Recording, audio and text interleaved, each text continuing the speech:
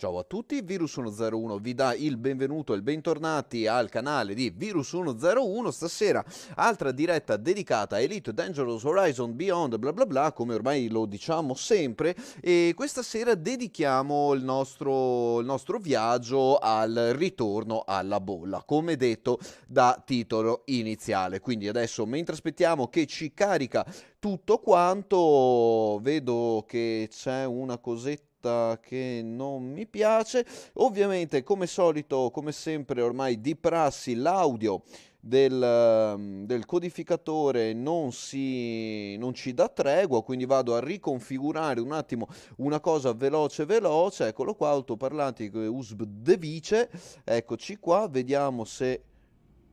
Ok, sì, bene, l'audio l'ha preso, adesso aspetto un attimo che mi toglie la clessidra di caricamento dal mouse, ok, sì, ok, va bene, dovremmo esserci. È un po' basso il volume di gioco.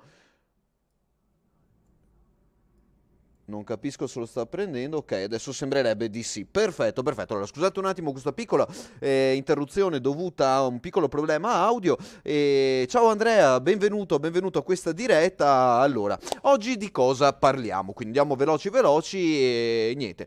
Un piccolo debriefing su quello che è stata tutta l'avventura della caccia al Targoid all'interno di Elite, mie considerazioni personali in relazione allo schifo che ho fatto durante gli episodi di caccia. E di nuovo un sentito ringraziamento al comandante Antropov, che ci ha assistito nella puntata precedente. Se volete andarla a vedere nella playlist di Elite Dangerous, andate a vederla, conclusasi con finalmente lo schioppo per aria di un bel carciofone, quindi grazie a lui almeno siamo riusciti a tirarne giù uno, e dopo vedremo tutte le varie mie considerazioni personali. Siccome devo rientrare nella bolla, la prima cosa che andiamo a fare, il viaggio sarà abbastanza lunghetto perché siamo ancora nella zona delle Pleiadi, esattamente nel sistema di Miropi,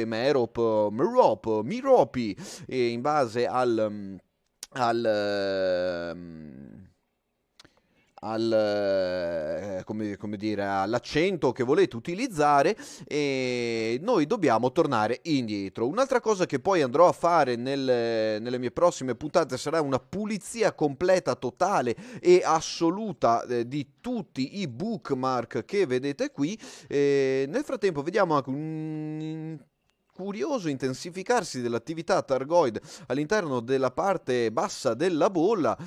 Si sono un po' spostati tra qui e qui, quindi chi volesse sa che può partecipare alla caccia al Targoid direttamente nella bolla. Ci sono delle specifiche conflict zone dedicate alla caccia al Targoid, quindi dateci sotto e mi raccomando scassateli tutti quanti. Io, per quello che riguarda me stesso, ho terminato quello che volevo fare, vedere, testare e vedere anche con voi dei Targoid. Comunque andiamo veloci veloci al punto. Vado a togliere un attimo questi due filtri qui che mi puliscono un attimo la mappa galattica e vado invece nella mappa del power play. Perché devo andare a beccarmi un sistemino a Li Yong Rui, e se non sbaglio Li Yong Rui è questo verdognolo un po' verde vomito, mettiamolo così. Allora, il primo sistema che vediamo è questo sistema di HIP, dai, eccolo qua, HIP 13291 a 51.88 light year dall'HQ, quindi dal headquarter, dal quartier generale proprio di Li Yong Rui. Ma a me non interessa quella distanza, ma la distanza che interessa è questa, sono ben 231.97 light years. Se avessi con me il mio Asp Explorer in 3-4 jump farei tutto il viaggio di ritorno, veramente ci metterei pochissimo. Invece con l'Anaconda per War, guardate quanti jump devo fare. Ma la cosa non mi tocca particolarmente, perché tanto comunque ce la dobbiamo chiacchierare chiacchierare. Appena arriverò all'interno di questo sistema, di cui non ho assolutamente nessun dato, andrò a vedere dove devo andare per la prossima missione, che vedremo nell'ultima parte di questa diretta. Quindi la rotta è stata tracciata, usciamo pure da di qua e andiamo a lanciarci in questa diciamo, missione di ritorno. A breve vedremo anche le varie cartoline. Qui l'audio sta cominciando a scattare in alto, infatti l'avevo abbassato un po', lo riabbasso un attimo, non vorrei che fosse troppo alto nel momento in cui ci sono le grosse confusioni. Quindi landing pad ci lancia fuori, tiriamo su il carrello. Un attimo che mi abbasso anche l'audio in cuffia perché non sento nemmeno i miei pensieri, quindi bene. Ok, perfetto, adesso audio è regolato. Bel colpo di thrusters, andiamo veloci. Dove? Andiamo a fare il primo jump. Per fare il primo jump andiamo a sistemare un attimo i fire group, vabbè, solite operazioni di routine. Andiamo ad abilitare il discovery scanner, metterci l'analysis mode attivo, ok, possiamo già avviare il jump per il primo sistema. 11 jump a IP 13291, quindi ci metteremo circa 10 minuti, un quarto d'ora ad arrivare lì. La diretta non durerà molto di più perché non abbiamo tante cose da vedere effettivamente da vedere stasera. Sì, assolutamente. Guardavo un attimo la chat, Andrea ci comunica che famo se sti due salti in compagnia con il baracchino, stile camionisti con i viaggi lunghi. Assolutamente. Anche questa è una delle cose interessanti di Elite. Mi ha perso il FSS. Scusate, analysis mode, ok. Non devo star qui a scansionare di tutto. Come vedete il full scoop non parte, pare che non tutte le stelle scoopabili, quindi all'interno di determinate classi, siano effettivamente scoopabili, quindi non posso scooparmi questa stella. Andremo alla prossima, quindi bam, prossimo jump in preparazione. Dal prossimo jump poi, appena lo completiamo, andiamo a vedere un paio di cartoline che non sono riuscito a farvi vedere nella puntata precedente. Ricordo sempre a tutti ragazzi che se volete pubblicare i vostri screenshot all'interno delle live del canale, basta che le inserite nell'area apposita cartoline dentro il server Discord di Virus 101, link in the description. Quindi unitevi al nostro favoloso, meraviglioso, super canale dedicato ai camionisti spaziali. No, sinceramente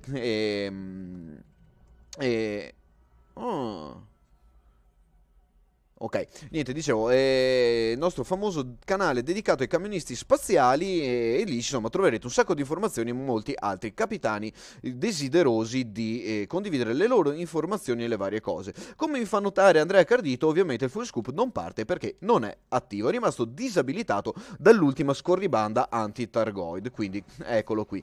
Grazie per il suggerimento, pollaggine mia e assoluta dimenticanza, quindi un sentitissimo ringraziamento da Virus 101 camionista spaziale, in modalità camionista spaziale, e adesso riesco a fare finalmente benzina e posso schiuparmi questa stella, e detta così è un po' fraintendibile. Comunque, allora, prima di andare al prossimo jump, allineo già la nave, la nostra mitica Anaconda, e andiamo a vedere che cosa. Andiamo a vedere le cartoline di oggi, quindi un attimo che me le preparo. E eccolo qui, andiamo a selezionare la prima, che non è nella cartella questa, ma è nella cartella questa, 011 PNG. Ok, eccola qui, andiamo a vederla subito. Quindi, eccola qui, prima cartolina di oggi da Capitano Favia nel sistema November Golf Charlie 245 1 Alpha Sector Lima Charlie Victor Charlie 215, in un sito Guardian, ci dice: mentre aspetto un comandante inesperto che mi ha chiesto aiuto per affrontare le sentinelle, eseguo i controlli di base e studio la mappa del sito Guardian nuovamente direttamente per recuperare materiali ed il quarto weapon blueprint. Di fronte a me il sito Guardian da cui provengono sinistri suoni. Il comandante in arrivo è così inesperto che ho già paura. Non ti preoccupare, fagli da tutor e da mentore, ormai sei un espertissimo comandante Favi, capitano Favia, sei un espertissimo dei siti Guardian dopo aver fatto tutte le tue scorribande, quindi da quello che poi ci dicevi deve essere andato tutto abbastanza bene. Aiutarsi in game è una cosa abbastanza fondamentale dentro Elite Dangerous Horizon. Ok, tra pochissimo arriviamo alla chat, saluto Domenico Ricciardi che ci raggiunge, andiamo a vedere la prossima cartolina di oggi e dopo passiamo anche alla parte delle domande. Apri, eccolo qui, perfetto, andiamo a vedere la seconda cartolina sempre da Capitano Favia, sistema sconosciuto, oggetto spazio perché è una foto dello spazio e ci dice: sulla via del ritorno dopo un illusorio viaggio per sbloccare i Guardian Hull Reinforcement Modules, prima di intraprendere viaggio sempre prima di intraprendere il viaggio, sempre controllare che si abbiano tutti i materiali e dati. Quindi sì, assolutamente, perché sennò dopo vi tocca tornare indietro e non ce n'è. E a tal proposito ci sono un sacco di sistemi che vi possono dare una mano nella gestione dei materiali e delle vostre ingegnerizzazioni, e tra un po' verso la fine della diretta ne vedremo anche uno. Quindi andiamo a completare un attimo la scansione di questo sistema che non mi ricordo se l'ho fatta. Ok, lanciamo il FSD, il Frame Shift Drive a tutta manella e andiamo a vedere un attimo la chat. Domenico Ricciardi infatti ci domanda: volevo chiedere, ma in questo gioco hanno per caso preso in considerazione l'idea della lingua italiana? È una domanda da $1 milione. E la risposta purtroppo è negativa, come ci conferma anche Andrea. La traduzione in italiano di Elite Dangerous Horizon non penso sia stata ancora programmata né prevista. Forse la player base in Italia non è sufficientemente alta da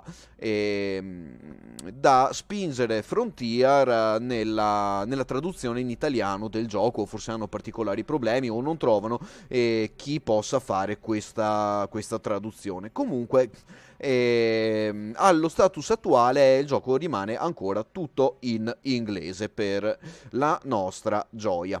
Fortunatamente l'inglese io un po' lo mastico, quindi non ho grossi problemi ad affrontare un gioco che sia tutto in inglese, però capisco che non è così per tutti. Chi non conosce l'inglese si trova davvero ad affrontare una lingua completamente diversa alla sua lingua madre, quindi può essere fastidioso. Visto che l'hanno tradotto anche in russo e in portoghese, credo, qualcosa del genere, sarebbe stato carino vedere anche una traduzione in italiano. Comunque, altro jump per la prossima destinazione, e mentre jumpiamo a manella andiamo a fare due considerazioni in relazione a quello che sono state le nostre battaglie con i Targoid. Allora, in primis, il mio primo e più grosso rimpianto in relazione alla mia battaglia anti-Targoid riguarda che cosa? Fondamentalmente l'audio del gioco. No, scherzo, perché lo sto andando ad abbassare di nuovo un attimino, lo vedo che potrebbe risultare un po' fastidioso. Ok, lo abbasso un peletto. Ok, allora niente, dai, scherzi a parte, uno delle mie più grossi concern, quindi uno dei miei più grossi dubbi, riguarda fondamentalmente la scelta della nave. Io ho selezionato di utilizzare un'Anaconda e me ne sono pentito amaramente proprio poco dopo le prime schermaglie. Perché? Perché l'Anaconda è una nave che, per carità, corre, è tanto grossa, è tanto potente, ha tanti armamenti, tanto scafo, tanto tutto, però contro i Targoid soffre molto sull'aspetto manovrabilità e velocità massima. Qui i carciofoidi maledetti corrono tantissimo, non riusciamo mai a creare una distanza adeguata, quindi le nostre tattiche di battaglia con un'Anaconda contro i Targoid non possono puntare sul buildare, quindi sul costruire costruire tanta distanza, ma devono puntare su altri fattori. Dovrebbero puntare su un fattore di DPS, quindi su quanti danni riusciamo a scaricare contro i carciofi in una singola run. Allora, salutiamo anche Luca che ci raggiunge, molla quell'Otas e vieni al mondo. Bella lì, stasera no, stasera sono domestico e quindi mi vedete qua cincionare sul gioco spazio di stasera.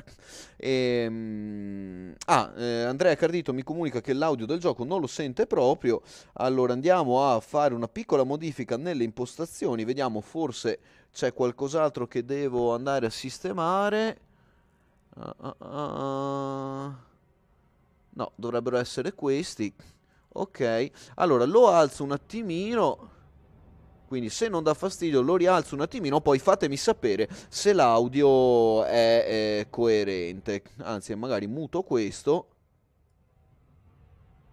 e me lo gestisco di qua. Ah, perché mi si è incasinato tra l'audio delle cuffie e l'audio del desktop. Ok, vabbè, mi hanno cambiato qualche parametro sulla nuova versione di OBS, ma vabbè, dai, nessun problema, ok. Adesso dovrebbe essere regolarizzata la situazione. Comunque, dicevo, quindi la scelta della nave è fondamentalmente una cosa importantissima. Quindi, secondo me, scegliere un'Anaconda non è stata una wise choice, soprattutto per il mio stile di combattimento e altre cose, perché speravo che con 4 Gauss Cannon sparati a bestia così contro i cuori di quel carciofoide potessi performare di più. Purtroppo 4 Gauss Cannon scaldano troppo, bisogna limitare il loro utilizzo, non riuscivo a costruire un DPS sufficientemente elevato per spaccare i cuori tra i targoni che vengono, gli swarm di targoni, chiamiamoli come ci pare, che ci venivano lanciati contro, e quindi mi sono trovato in estrema difficoltà. Ovviamente bisogna costruire anche tutta l'esperienza di gioco, dovendo gestire un sacco di sistemi della nave contemporaneamente, quindi questa cosa mi ha creato un sacco di fastidi e forse per me, per come combatto io, almeno all'interno di Elite, utilizzare una nave più leggera, manovrabile, magari anche meno resistente, sarebbe stato meglio, quindi con una tattica un po' più da guerriglia. Ok, perfetto, grazie Andrea per aver confermato che adesso c'è l'audio in sottofondo. Fammi sapere se come volume non è troppo alto. E niente, quindi dicevo, fondamentale la scelta della nave. L'Anaconda non va bene per me, avrei dovuto fare un sacco di altre prove e tentativi per vedere di trovare delle tattiche di combattimento adeguate per questa nave. E quindi 1. 2, se vi approcciate al combattere i Targoid, opportuno è farlo con qualche comandante che ha già costruito un po' di esperienza sulle spalle. Vi potranno aiutare tantissimo nell'equipaggiamento, nella scelta della nave, nell'equipaggiamento, perché dopo dipende anche dal budget che avete, e nelle tattiche di combattimento. Quindi giocare in gruppo per andare alla caccia dei Targoid, soprattutto all'inizio, penso che sia una cosa assolutamente molto più divertente che non provarci da soli e molto più profittevole. Ok. Mi confermi che è basso? Sì, dai, così dai, no, intanto teniamolo così, dai. E dopo eventualmente magari vedrò di regolarizzare un po' i volumi con il nuovo codificatore. Comunque, questo va un attimo un po' a concludere un po' il mio debriefing. Io sono stato assolutamente una scarpa nell'attaccare i Targoid, non sono mai riuscito a inanellare, diciamo, una buona tattica per combatterli, anche un po' in relazione alla nave che forse, come dicevo prima, non è molto adeguata al mio stile di gioco, però un po' di giustificazioni. Il combattimento contro i Targoid è tutto un trial and error. Si arriva, si spara, si spacca, ci distruggono. Fortunatamente siamo riusciti a evitare di morire da volta dopo volta, e quindi questa cosa è stata già positiva di suo, quindi la nave comunque si è comportata molto bene e ha retto comunque molto bene tutti i danni che ci hanno fatto. Però d'altro canto bisogna anche riuscire a far performare l'equipaggiamento che installiamo all'interno della nave, quindi questo è quanto. E altro da dire molto non ne ho, se non che sì, Mi sono divertito sì e no, e secondo me comunque i reward dei Targoid sono comunque un po' bassini, pensavo, io li avrei tenuti un peletto più alti, visto il rischio, visto tutto quello che si portano dietro e anche il tempo che ci vuole poi appunto per abbatterli, quindi detto questo direi che più o meno ci siamo. Pensieri miei personali ovviamente, dopo fatemi sapere cosa ne pensate qui in chat o nei commenti sotto il live, sotto il video che ne risulterà da questa live, quindi così diciamo che questo è un po' quello che è il mio pensiero in relazione alla caccia al Targoid.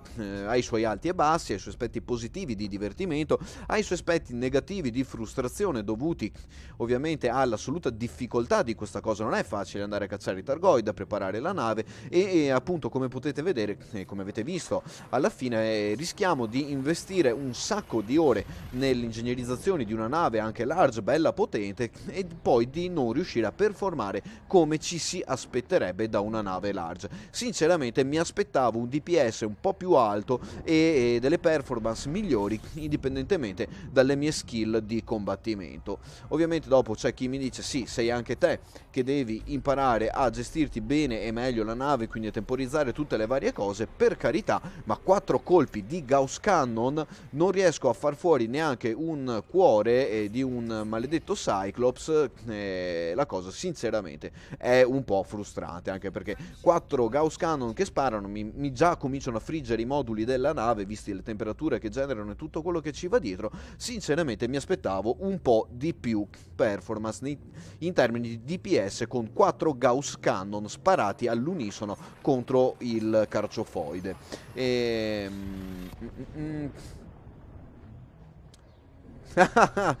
Vedo il commento di Andrea, sì, sì, ti capisco. E d'altro canto però sappiate che se vi prendete e equipaggiate un Krait Mark II adeguatamente, può essere una cosa divertente, perché i tempi di ingegnerizzazione sono molto più bassi in Anaconda, infatti vi serviranno molti meno moduli. Eventualmente andate per i moduli Guardian, quindi non dovete ingegnerizzarli, saranno un po' meno potenti di un modulo ingegnerizzato, ma una volta comprati sono a posti pronti all'uso.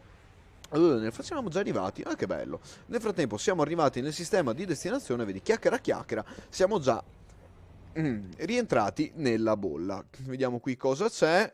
L'unico starport qui cos'è? 8000? Beh, no, assolutamente no, non ho voglia di farmi 8000 LS per atterrare su uno starport. Vediamo qua intorno cosa c'è. Questo che cos'è? Vediamo, Bugua è anche in war, no, prendiamo un... Eccolo qua, Extraction Refinery, non. Ma sì, dai, andiamo qua. Pam, facciamoci un altro giampino e via.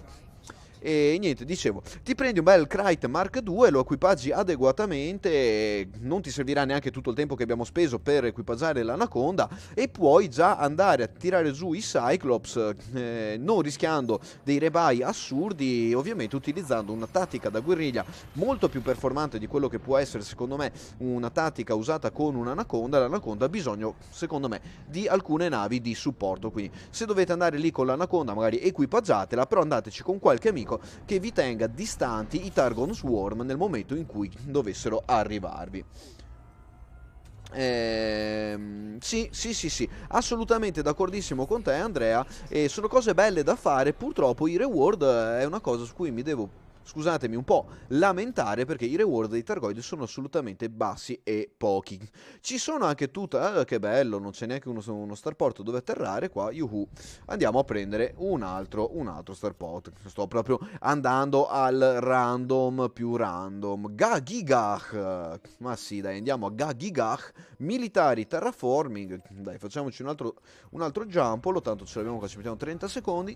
E niente, dicevo, sì, i reward dentro Elite sono stati nerfati fatti più volte, quindi anche uno dice sì, bello, magari mi faccio tutta questa smazzolata, me la faccio solo appunto per mero divertimento, perché i reward non sono così alti da poter spingere un comandante che vuole profittare all'interno di questo gioco ad andare a cacciare il Targoid. Ci sono delle carriere molto più profittevoli. Diciamo che se avete già guadagnato le vostre cucuzze e volete integrare la vostra esperienza di gioco, la caccia all'alieno può essere un buon modo per divertirvi con qualche amico o con anche qualche altro comandante che potete conoscere online durante le vostre scorribande spaziali.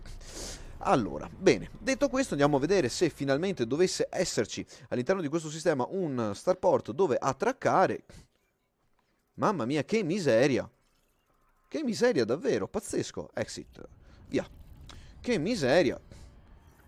Ma dai, DI. Ok, andiamo DI.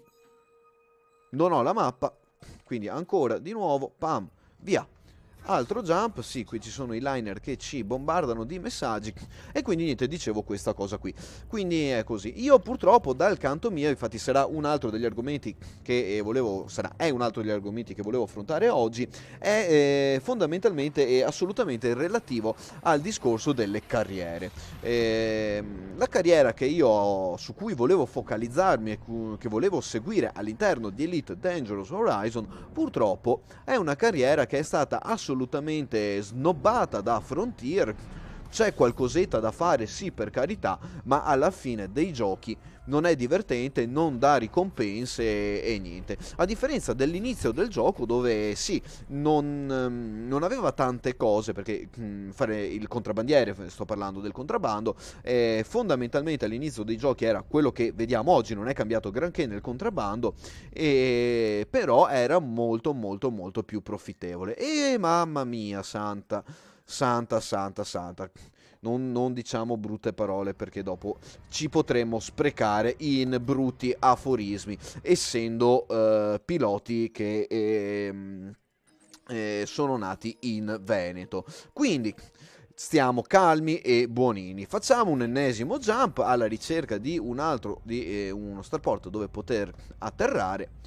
Ok, la Lande 5761, niente, quindi dicevo, la carriera del contrabbandiere è una carriera che è stata completamente snobbata da Frontier, non hanno mai aggiunto nessun modulo per, che ne so, per ridurre i tempi di scansione, per magari falsificare le merci portate, nessuno scenario dove potersi divertire, tipo forzare blocchi di polizia, cercare di portare materiali davvero ad alto rischio da di qua, di là, dare un po' di pepe al gioco, creare una bella nave veloce, manovrabile, con il decente carico per poter rischiare la nostra vita e pellaccia all'interno del gioco tra spazioporti dei pirati, spazioporti normali, quindi questa carriera all'interno del gioco è stata completamente snobbata a Frontier. Mi aspettavo molto di più e purtroppo il contrabbando è quello che è, l'abbiamo visto più volte e quindi questa cosa mi ha tirato via quello che volevo fare io. Mamma mia, ma esiste uno starport? Allora, torniamo un attimo sulla chat, l'unica soddisfazione è quella esplorativa, uno che ti scrive, no, ma sei il primo a scoprirlo, sì.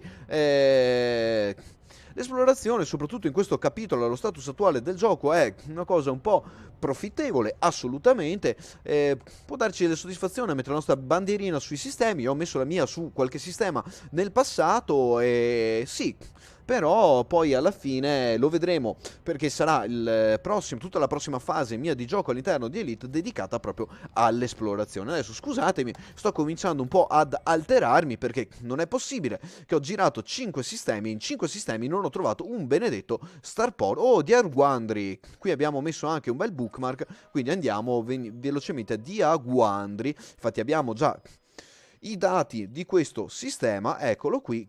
Ray Gateway, quindi un starport che abbiamo già affrontato in passato, motori FSD a tutta manella, speriamo di poter atterrare da qualche parte. Perfetto, eccoci qua.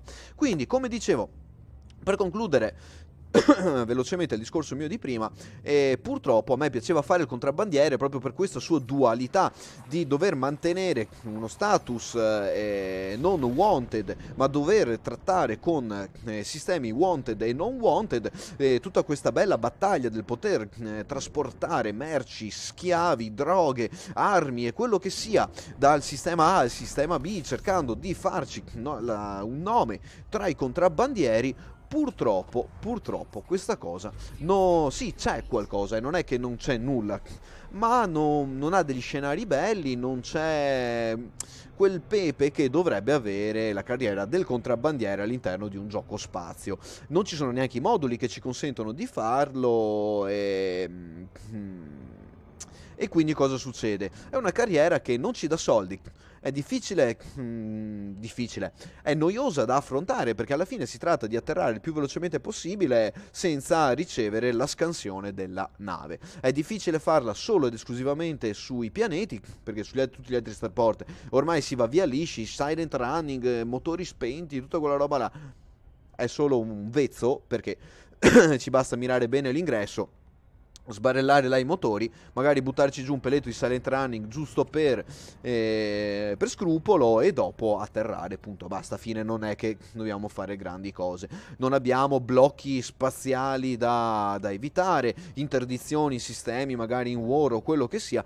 Potevano veramente giocarci sopra tantissimo sugli scenari del contrabbando su Elite, perché si presta proprio Elite per questa cosa e poteva essere davvero una cosa molto molto bella. Avrei voluto poter fare delle live sulla mia vita da contrabbandiere all'interno di Elite, purtroppo ci ho provato, l'abbiamo visto nelle precedenti live, nei precedenti video, non c'è nulla di entusiasmante all'interno del gioco. Comunque, basta, punto e fine, quello che dovevo dire l'ho detto, questo è una mia opinione personale, poi ovviamente ognuno la sua, come dico sempre. Se avete altre idee, altre cose, ovviamente liberissimi di contraddirmi e di postare appunto all'interno dei commenti del canale. Ovviamente, come dico sempre, commenti costruttivi, ragazzi, commenti e polemiche fine a se stesse non aiutano, non giovano nessuno, né me né gli altri utenti del canale. Comunque, Ray Gateway all'orizzonte, e questo mi porta alla terza e ultima parte di questa live, che va avanti da ormai 33 minuti. Beh, siamo rientrati finalmente nella bolla con la nave anti-Targoid. Adesso andiamo a parcheggiarla a Ray Gateway, poi vedremo l'outfitting che ho intenzione di utilizzare per la versione di esplorazione di questa Anaconda. Ho deciso di non comprarne un'altra, tanto chi se ne. Metterò in store tutti i moduli, dovrò vendere un po' di moduli inutili che ho in storing, mettere giù un po' di roba qua, ma me lo faccio io con calma, in modo che nella prossima live siamo pronti. La partenza per la missione esplorativa, quindi per affrontare anche questo aspetto del gioco, sarà post prossimo update, perché è stato previsto un piccolo update del gioco qui a fine aprile, quindi qui a fine mese, e quindi niente, il discorso è quello. Allora, pad 24, andiamo ad atterrare velocemente, diamo un po' di manella, togliamo un po' di manella, fuori il carrello, abbiamo un po' grattato gli scudi. Andiamo qua, adesso ormai siamo qui, quindi faranno gli update per i docking computer e altre cose, quindi saranno gli update che automatizzeranno ulteriormente la vostra esperienza di gioco, rendendo l'apporto umano sempre meno necessario, quindi ci toglieranno anche queste piccole perle di divertimento, e sinceramente io non le userò mai, non ho mai usato un autodocking in vita mia all'interno di Elite, neanche semplicemente per provarlo, perché la sola filosofia dell'autodocking non mi piace. Almeno fatemi pilotare almeno finché vado ad atterrare, almeno quello me lo voglio divertire, insomma, perché l'avionica di questo gioco è molto bella, ma purtroppo d'altro canto poco sfruttata. Comunque, allora, lamentele a parte, considerazioni mie personali a parte, quello che dovevamo vedere sui Targoid l'abbiamo visto, quello che volevo dire sul contrabbando l'abbiamo visto, adesso dove andiamo a parare? Allora, mi sposto un attimo velocemente sul browser, quindi datemi un secondo che andiamo a vedere una cosetta interessante. Perché non mi prende il browser? No, non devi prendere questo. Eccolo qua, perfetto, deve prendere questo. Allora, eccolo qui, un po' di qua, un attimo che sto sistemando un attimo la schermata. Ci sono quasi, ragazzi, non disperate, ci sono quasi. Mamma mia, quanto grande è sta cavolo di schermata. È bella grossa. Ok. Vabbè, qualcosa sarà un po' nascosto dalla chat, ma non importa. Ok, allora. Eccoci qua. Bene, bentornati e siamo qua. Sì, il T9 è un carro armato, per i Targoid il T10 è ancora più resistente, performa meglio, nasce proprio come nave anti-Targoid. Costa l'ira di Dio a ingegnerizzare quella nave, non ho visto molti comandanti utilizzarla proprio perché? Perché alla fine le navi medium sono migliori, corrono di più, riescono a scappare proprio dai Targoid perché sono più veloci del Targoid, quindi vi consentono più manovra, sono più maneggevoli, hanno un ottimo DPS, quindi potete scaricare un sacco di danni sui carciofoidi e quindi mi raccomando, se volete provare i Targoid, un mio consiglio personale, Krayt Mark II equipaggiato adeguatamente e andate a scassare tutto. Punto e a capo. Quindi chiudiamo il capitolo Targoid e andiamo a vedere la prossima avventura. La prossima avventura che andrò ad affrontare su Elite sarà l'esplorazione e questo darà un punto e fine alle live di Elite Dangerous Horizon. Tutto il materiale tornerà a essere prodotto sotto forma di video montato e prodotto e con tutta la post-produzione che poi ci sarà sopra, perché le live sull'esplorazione a mio avviso possono risultare estremamente noiose. Non è detto che non ce ne saranno più, magari se sono su qualche sistema interessante può essere che ci sarà qualche altra live su Elite Esplorazione, però per il momento penso che tutta la prossima produzione sarà dedicata e sarà gestita in modalità video normali, quindi con mini video di 10-15 minuti, non di più. Per il crafting e altre cose, purtroppo mi sa che sarà dura vederlo all'interno di Elite. Frontier non è stata in grado di mettere un auction né un trading tra player da quando il gioco è iniziato. Poi è vero che è stato volutamente non inserito, bla bla bla, perché hanno paura del power play, delle aziende cinesi che vengono a comprare e vendere crediti e altre cose, per carità. Tutto comprensibilissimo, ma dal mio punto di vista un gioco spaziale come Elite che non consente il trading tra giocatori è una cosa pessima. Quindi così, mia personale. Allora, sposto un attimo la chat, eccoci qua. Allora, quindi tutta la prossima fase di Elite sarà dedicata all'esplorazione. Ci sarà un'ultima live, forse due, per vedere come vado avanti con la build della nuova nave da esplorazione. Nuova nave esplorazione che sarà equipaggiata più o meno come vediamo. Quindi se poi avete suggerimenti o cose, lascio il link nella descrizione. La nuova nave sarà una cosa del genere, quindi lightweight alloy, molto leggera, 8D power plant e ovviamente super ingegnerizzato.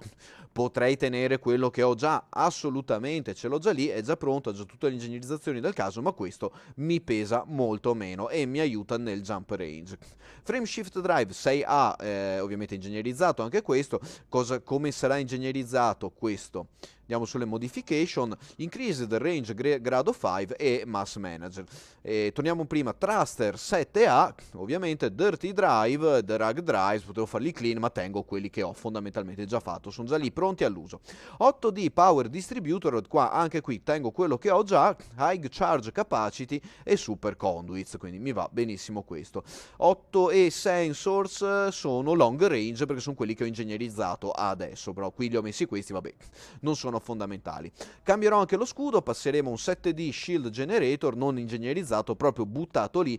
Potrei fare qualcosa, però come vedete non ho niente che lo fa lightweight. Tutto, qualsiasi cosa che io faccio, cosa fa? E mi aumenta la resistenza, bla bla bla, ma mi perde di thermal in questo caso. Qui addirittura, enhanced low power, però potrei fare questi effettivamente, perché guadagno un 50% di massa. Vediamo quanto viene fuori. Fast charge, ultima low cap, low draw, no? Force, integrity, mass e stripped down siano. Quindi io li faccio anche così, cosa guadagno? Praticamente quasi nulla, quindi i set di shield generator vanno bene, secondo me anche stock, non c'è niente da fare. 6 AFU e scoop, anche qui vanno benissimo quelli stock, quelli shielded non ci interessano. 6A Auto Field Maintenance Unit AFMU, quindi qui bene lì.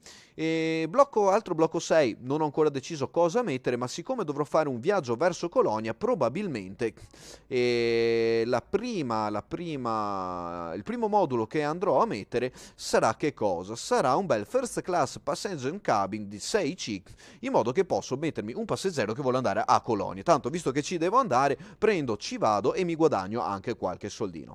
Guardian Frame Shift Drive Booster, assolutamente, non c'è neanche da dire il perché. Repair l'Impet Controller, assolutamente, perché AFMU mi ripara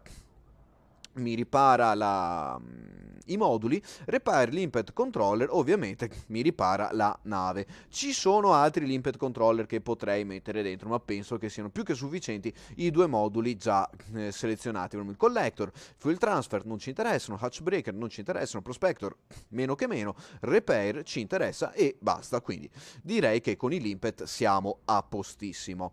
Allora, poi vediamo, abbiamo cosa abbiamo qua? Perché ho messo questo? 4E, Cargo Rack. Ah, l'avevo messo nel caso trovassi, ma cosa mi interessa? Ho sbagliato, ok. Anche qui da decidere, non so se mettere un altro AFMU o quello che sia o qualcos'altro, quindi deciderò poi in un futuro eventualmente. Perché il doppio AFMU? Perché essendo un modulo non può riparare se stesso, almeno credo, devo fare 2 o 3 prove. E quindi in tanti casi si utilizza un doppio AFMU proprio per questa cosa. Un AFMU ripara l'altro e via discorrendo, dovendo andare via per mesi e mesi e mesi, non avendo nessuno che può ripararmi l'AFMU. Se si dovesse danneggiare sarebbe un problema. Ok. Cosa che non ho mai capito perché non mi è mai piaciuta. L'AFMU dovrebbe essere in grado di riparare se stesso, ma Elite non vuole farci fare queste cose. Poi Planetary Hangar, assolutamente. Doppia baia, assolutamente, perché gli SRV saranno preziosi come l'oro, e quindi 2 e da farci anche molta attenzione. Cargo Rack, ovviamente, per i Limpet e qualsiasi altra cosa. Research Limpet Controller, assolutamente, e qui mi scatta l'odio. Perché? Perché uno è in uno slot di grado 4, me lo occupa tutto e non posso fare altro. Non hanno mai dato la possibilità di mettere più moduli di grado 1 all'interno di un modulo di grado 4, quindi vado a perdere un grado 4, lo potevo mettere in un altro planetari o addirittura potevo mettermi anche che cosa? Ah, ecco cosa potrei mettere qua, una bella Fighter Bay. Perché no? Perché no? Lancio i miei fighter e mi ci diverto magari a gestirmeli. Comunque, questa cosa non mi è mai piaciuta. Bloccare un modulo di grado 4 per un modulo di grado 1 e tutta la gestione dei limpet non mi è mai piaciuta. Avrei preferito un unico modulo programmabile in base alla necessità per poter lanciare i limpet, programmarli prospector, programmarli repair, programmarli di qua e di là. Mi hanno detto che fu fatta a suo tempo una indagine di mercato sul forum per chiedere ai giocatori se preferivano una modalità o l'altra e hanno scelto la modalità a moduli separati. Follia allo stato puro. Ovviamente sempre secondo me. 279 milioni, tutta sta roba, ma un po' l'abbiamo già, quindi non li spenderò tutti. Poi un po' di armi giusto per averle. Non so se magari limitarmi a 2, 3 beam laser, beam sbimmati là. Non lo so, mi serviranno, non mi serviranno, non lo so, preferisco comunque avere qualche arma dietro, non si sa mai. Hitseek Launcher assolutamente utilerrimi, Chaff Launcher tanto li abbiamo già, anche ingegnerizzati, Chaff Launcher assolutamente utile, e poi sinceramente non saprei cosa mettere nelle altre utility. Shield Booster che ce frega, ci pesano la nave, non ci servono. Defense, Chaff Launcher li abbiamo messi per determinati item che reagiscono ai chaff, se dovessimo incontrarli. Electronic Countermeasures, che ce frega. Manifest Scanner, che ce frega. Kill Warrant Scanner, meno che meno. Frame Shift, meno che meno. Xenoscanner, Shutdown, fine, non ci interessa nulla di tutto il resto. Poi come dicevo prima, se avete suggerimenti ben venga, scrivetemelo qua su Discord o dove sia, vi ringrazio perché magari mi sto lasciando alle spalle qualcosina. Per fare tutta questa cosa ricordo che c'è questo tastino Materials Need for the Build, vi settate tutti i role e lui vi dà tutti i materiali che vi servono. Se poi volete integrare la vostra esperienza e di engineer lo trovate su GitHub, altro software third party che vi darà assolutissimamente una mano scusate, la voce se ne sta andando, che vi darà assolutamente una mano a tenere traccia delle vostre ingegnerizzazioni durante il vostro gioco. Quindi questo è quanto. Bene, il link alla build, come vi dicevo, l'ho lasciato nella descrizione. Se avete suggerimenti o altre cose fatemi pure sapere. Altre cose da dire oggi non ne abbiamo, quindi queste sono le anticipazioni per le prossime live, quindi vedremo come va la configurazione della nave e poi partiremo per l'esplorazione, un aspetto di Elite che ho trattato sempre molto poco, però è un aspetto del gioco che va trattato anche quello, quindi lo tratteremo appunto così come vi ho detto. Bene ragazzi, allora, cos'è? Cosa sono passati? Dov'è? 46 minuti, dai. Siamo più o meno in linea con i soliti tempi. Oggi chiudiamo un peletto prima. Vi ringrazio tutti per aver seguito questa ennesima diretta su Elite Dangerous Horizon Beyond. Le dirette, poi appena cambierò la modalità di gestione dei contenuti su Elite, le dirette del giovedì sera saranno dedicate ai giochi spazio.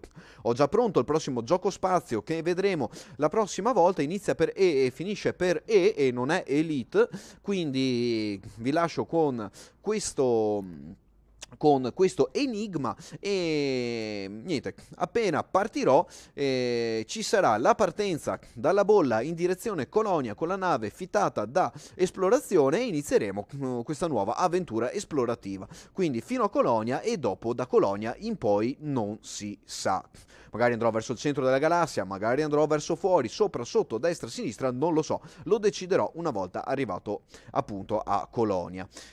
Giusto per riferimento, tac tac tac, per capire le distanze che andremo a percorrere, Colonia è qui, più o meno in zona qui. Scusate perché realistic. Oh, eccolo qua. Come potete vedere siamo più o meno in questa zona. Devo andare a vedere bene il sistema da andare. Come vedete, i puntini da visitare sono tantierrimi, le distanze sono siderali, 22.000 light years fino all'OS, quindi diciamo che, almeno se non mi sbaglio, dovrebbe essere in zona lì. Non vorrei dire boiate, non vorrei dire boiate. Fatemi controllare. No, infatti. Allora, Colonia è in questa zona. Precisamente qui. Non posso neanche fare un plot della route, dovrò farmi tanti bookmark o qualcosa del genere. Un'altra cosa che pecca molto Elite è che io non posso preventivamente crearmi delle rotte molto distanti per poi andare a seguirle. Verso poi Sagittarius A, che è il centro della galassia, e quando arriviamo qui guardate la fatica che fa il mio PC a visualizzare tutti questi sistemi.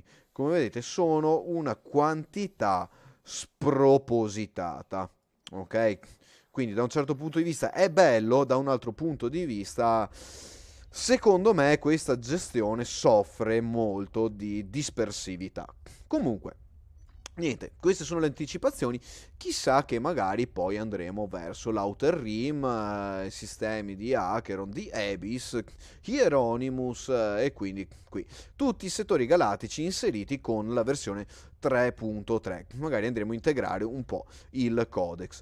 Qui sotto come vedete si vedono delle nebulose distanti e fuori dalla nostra galassia. Lì in fondo si vede un puntino fuori mappa, ok?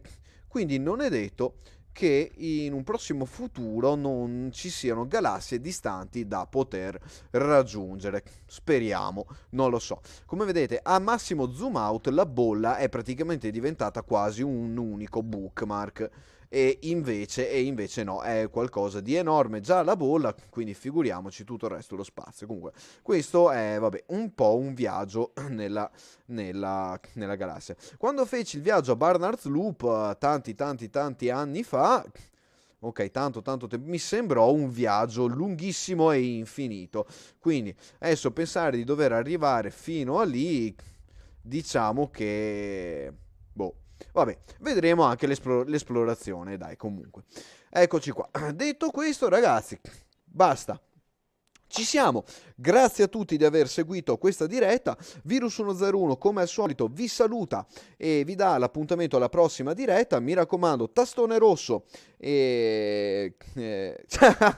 sì, concordo completamente con Andrea. Dicevo, vi ricordo il tastone rosso di subscribe, spargete la parola del canale di Virus 101, tastone della campanella per essere sempre aggiornati quando ci saranno nuovi contenuti, che siano dirette o i prossimi video. E bene, ci siamo, altro da dire non ne abbiamo. Ragazzi, grazie a tutti. Virus 101 vi saluta tutti quanti e vi dà il suo consueto transmission out.